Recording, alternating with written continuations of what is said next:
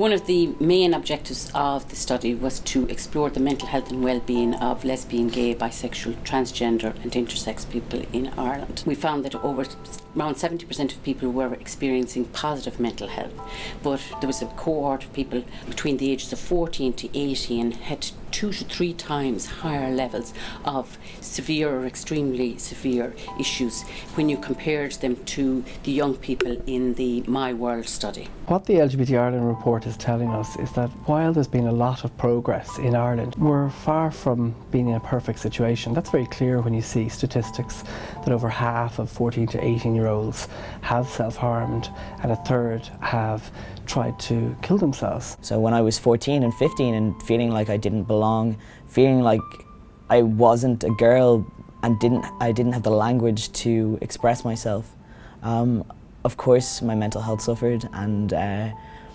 self-harm was one of the ways that I dealt with that. Worryingly for us, that over 70% of people in the study had thought of ending their own lives, and 20% had made a serious attempt to end their own life in the previous year. And when we see the link between experiencing LGBTI bullying in school and being more likely to report self-harm, attempted suicide and higher rates of depression and anxiety, it's even more urgent that we tackle this issue. I personally self-harmed for the first time when I was 14 and struggled with my mental health right up until this day.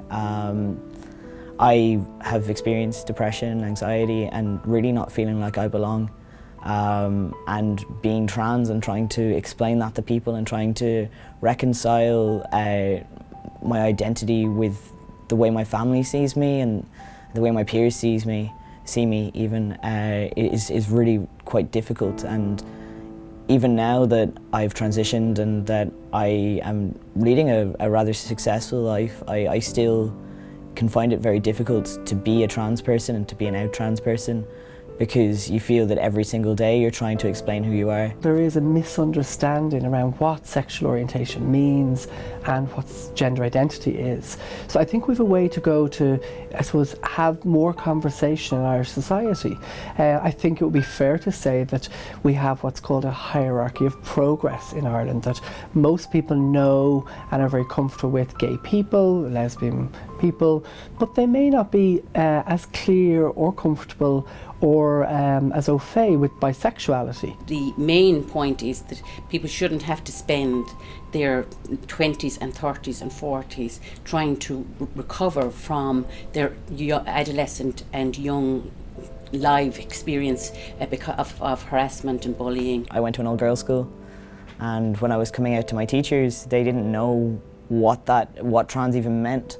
And I was really trying to explain to them what my identity was, as well as trying to look for support, which they didn't know how to give me.